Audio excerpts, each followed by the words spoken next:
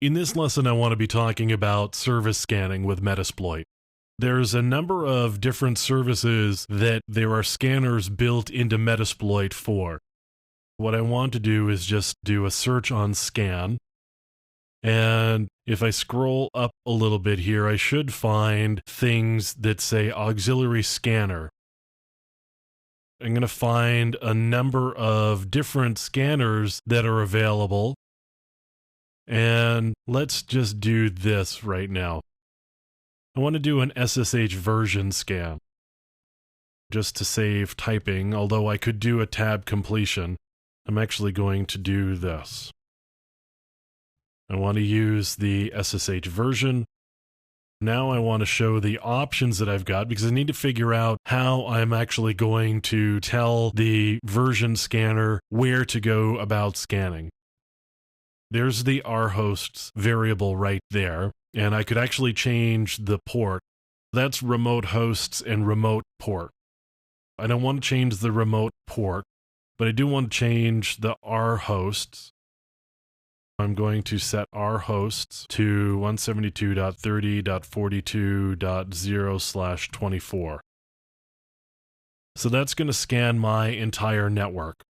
And now I'm just going to run the scanner, and it's going to go off and scan my network for any system that actually has SSH running on it.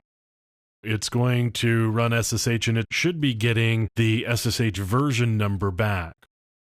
As I said, there are a number of different scanners that are available just built into Metasploit. If you want to figure out whether systems are running a particular service and you don't want to nmap the whole network, you just want to do a very targeted scan, you could use these different scanners that are available. Here's some that are available for VMware. There's TFTP, there's Telnet, and of course we did some with SSH here. There's some war dialing ones for telephony if you needed to do some war dialing. We could be playing around with SNMP as an example. And as I said, there's a lot of different scanners that are available that are just built right into Metasploit. And it will go off, it will find all of the systems on the network, and then it will populate the database with those so that you don't actually have to go run the scans again, because Metasploit will remember it. It will store it in the database. You can quit out of Metasploit and everything will actually be there. While this is running, I'm actually going to pop back over to the web interface, and I want to take a look at the hosts that are available here. If I pop this open, I've got the host that we had looked at previously in my hosts there. I'm going to go back home at this point. And let's go into Infinite Skills, and we'll take a look at, there's actually two in here. So I was actually in the wrong workspace. So there was a default workspace that I was looking at, and now this is the Infinite Skills workspace. And now that I'm here, I could actually take a look at what we've got available.